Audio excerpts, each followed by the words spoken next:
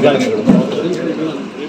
ಅದ್ರ ಬಗ್ಗೆ ನಾ ಏನು ಮಾತಾಡಲ್ಲ, ಯಾಕಂದರೆ ಬಂದಿರೋದು ಥ್ಯಾಂಕ್ಸ್ ಗಿವಿಂಗ್ ಎಲ್ಲರಿಗೂ ತುಂಬ ಥ್ಯಾಂಕ್ಸ್. ಯಾಕಂದರೆ ನಾವು ಬಂದು ಏನು ಪ್ರಯತ್ನ ಪಟ್ಟಿದ್ದೀವಿ ಅದಕ್ಕೆ ಒಳ್ಳೆ ಓಟ್ ಸಂಖ್ಯೆ ಸಿಕ್ಕಿದೆ.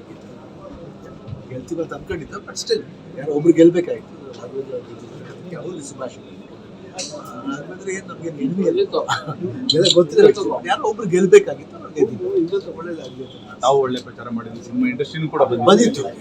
ದುನಿಯಾ ವಿಜಯ್ ಬಂದಿದ್ರು, ಅನುಶ್ರೀ ಅವ್ರು ಬಂದಿದ್ರು, ಚಿಕ್ಕಣ್ಣ ಅವ್ರು ಬಂದಿದ್ರು, ಸಾಕಷ್ಟು ಆರ್ಟಿಸ್ಟ್ಗಳು ಬಂದಿದ್ರು. ಬಟ್ ಚೇಂಬರ್ ಬಂದಿತ್ತು. ಚೇಂಬರ್ ಬಂದಿರೋದು ರೀಸನ್ ಏನಂದರೆ ಒಂದೇ ಒಂದು ಪ್ರೊಡ್ಯೂಸರ್, ಯಾಕಂದರೆ ಗೀತಾ ಪ್ರೊಡ್ಯೂಸರ್ ಆಗಿರೋದ್ರಿಂದ ಅವರು ಒಂದು ಪ್ರೊಡ್ಯೂಸರ್ ಪರವಾಗಿ ಬಂದಿದ್ದಾರೆ. ಇನ್ನೇನು ಅದರಲ್ಲಿ ಇದು ಮಾಡಬೇಕಾದ ಅವಶ್ಯಕತೆ 100% ಅವರು ಪ್ರೊಡ್ಯೂಸರ್ ನಿಂತಿರೋದಕ್ಕೋಸ್ಕರ ಅವರು ಸಪೋರ್ಟ್ ಮಾಡ್ತಾರೆ, ಇದು ಮಾಡಿದ್ದಾರೆ.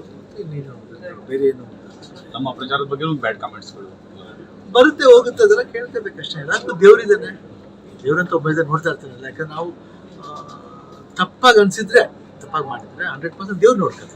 ಯಾರು ಹ್ಯೂಮನ್ ಕೇಳಿ ಒಬ್ಬವಲ್ಲ, ಯಾಕಂದ್ರೆ ದೇವ್ರಿಗಿಂತ ಹೆಚ್ಚಿನ ಶಕ್ತಿ ಯಾರಿಗೂ ಇಲ್ಲ ಅಲ್ಲ. ಅಬ್ಬವಾಲ್ ಎಲ್ಲರೂ ನಾವೆಲ್ಲರೂ ಇರೋದೇ ದೇವ್ರು ನಂಬ್ಕೊಂಡಿದ್ದೀವಿ.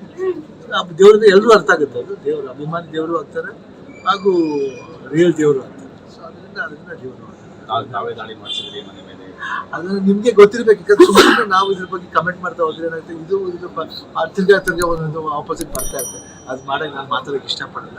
ಯಾಕಂದರೆ ಆ್ಯಕ್ಟರ್ ಅಂದಮೇಲೆ ಇದ್ದೇ ಇರುತ್ತೆ, ಅಭಿಮಾನಿಗಳ ಸಂಘ ಅಂತ ಇದ್ದೇ ಇರುತ್ತೆ. ಅವ್ರು ಬರ್ತಾರೆ, ಅವ್ರಿಗೆ ಬೇಸರ ಆಗಿರುತ್ತೆ. ನಾನೇನು ಕಮೆಂಟ್ ಮಾಡಿಲ್ಲ ಇದ್ರ ಬಗ್ಗೆ. ಸೊ ನಾವು ಇದ್ರ ಬಗ್ಗೆ ಕಮೆಂಟು ಮಾಡಲ್ಲ. ನಡೆದಲ್ಲ ಒಂದೇ ಒಂದು ಪ್ರಶ್ನೆ, ದೇವರಿದ್ದಾನೆ,